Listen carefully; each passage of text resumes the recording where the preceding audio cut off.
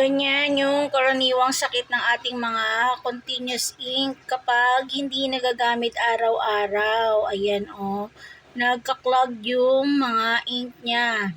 At dito sa case ng ating printer, yung magenta ang wala. Ayan, so nagme-maintenance nga tayo ng ating printer. At ang kagandahan nitong Epson L5290 natin, yung aking i-binlog nung last year na binili natin, dito mismo sa kanyang monitor, meron siyang sariling monitor dito. Dito mismo, merong maintenance. Pwede mo, ayan, yan. Ayan. Pwede ka na ditong linis ng iyong nozzle.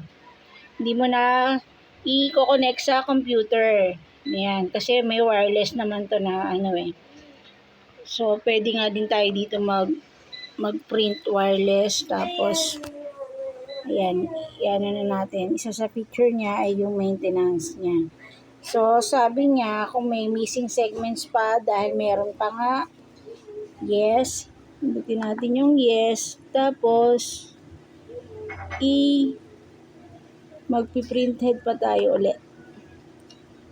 No, to correct missing tools. Ayan, proceed lang tayo. Ayan. Tapos, maglilinis ulit siya ng okay. Okay. Ayan. So, lilinisin niya muna yan.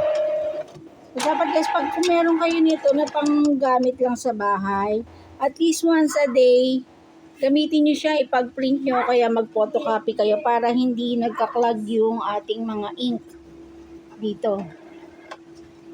Yung eco tank niyan, nagka-clog kasi.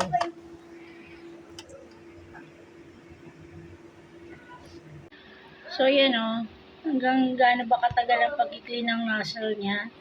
Approximately ay 3 minutes lang naman, so huwag nyo papatayin yung inyong printer habang nagna-nozzle check siya. Tapos, be sure lang na meron kayong naka-feed na bond paper para pag i-check nyo kung naayos ba yung segments ng inyong nozzles. So, yan. Automatic kasi pag tapos na yung pag-check ng nozzle niya, pag-clean, ay automatic na siya na magpiprint. Kaya kailangan may papel dun sa feeder nyo. So, check na nga natin kung nalinis niya na yung nozzle. Tapos ganun kung halimbawa meron pa ring gap, continuous nyo lang hanggang sa mag-clear na yung So ito, ayan, isa na lang kasi medyo yung black niya dun sa yellow. Pero unlike dun sa una, wala talaga yung magenta natin. Ayan. So isang linis na lang. Isang isang 3 minutes na lang ulit. Tapos ayan yung natin.